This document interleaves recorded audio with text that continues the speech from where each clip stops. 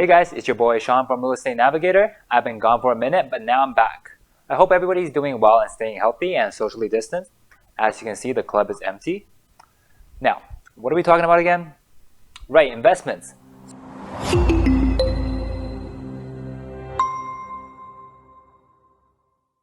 So you guys have decided that you want to be the type of investor that has a consistent income through rental. Great job. That's the first step towards becoming a great investor. Now, before we start, please remember that there are no perfect investments and everybody has different situations that allow for different strategies. Today, we'll be focusing on finding the properties that will net you the highest ROI on rental income.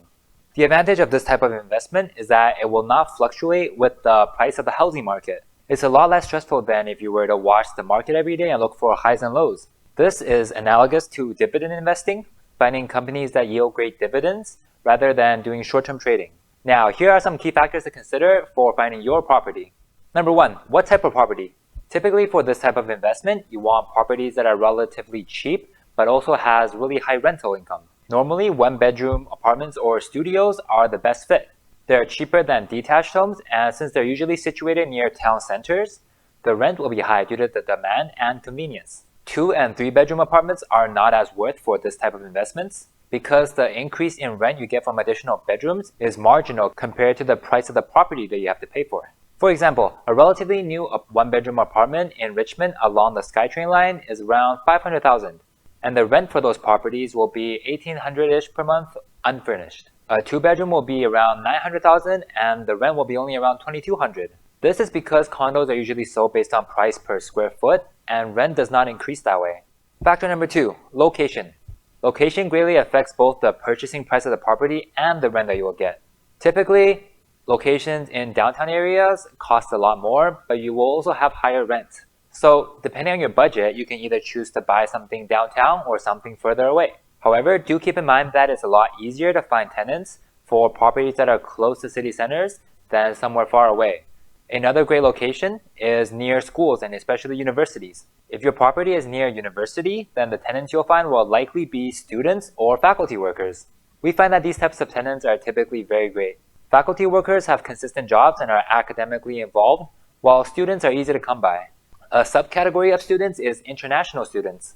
Most of the time they will have funding from their parents or scholarships because international tuition is extremely expensive. So you don't have to worry about them suddenly losing their job and not paying rent. Step number 3, furnished versus unfurnished. This factor will affect the price of the rental property. It can add around $100 to $300 more per month, depending how nice it is. Here you'll need to think long and hard about the advantages and disadvantages of furnishing. The advantages include having a higher rent, saving the tenant the trouble of going out and buying their own furniture, as well as if the tenants leave and don't want to keep their own furniture.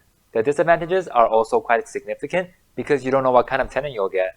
Even if they have great credit checks, good reference from previous landlords, they might still damage your furniture. So if you do decide to furnish your home before renting it out, be prepared to have it in a worse conditions than when you first bought it.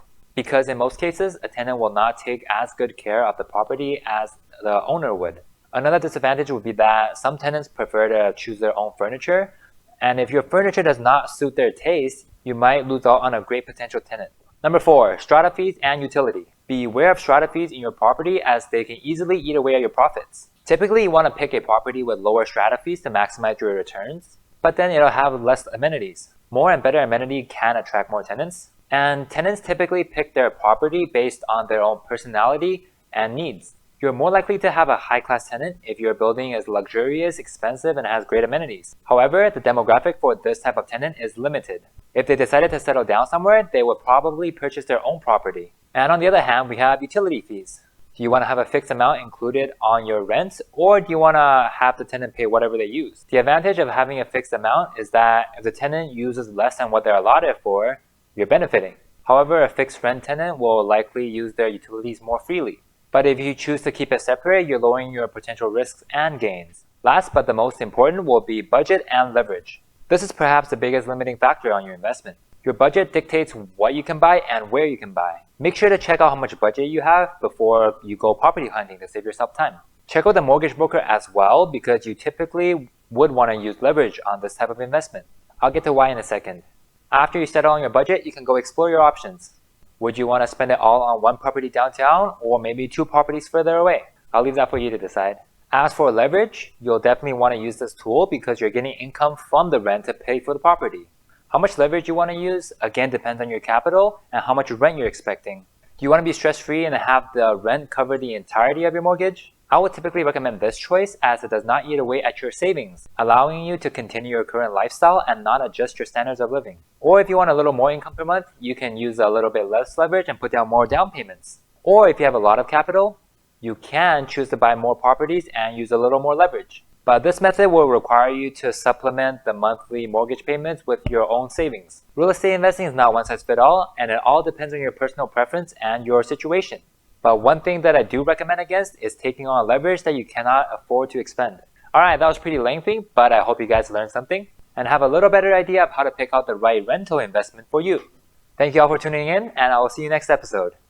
Thank you so much for watching, and be sure to check out our website down below at YKLMrealestate.com or download our app from the App Store to stay up to date with the latest auctions and the best deals.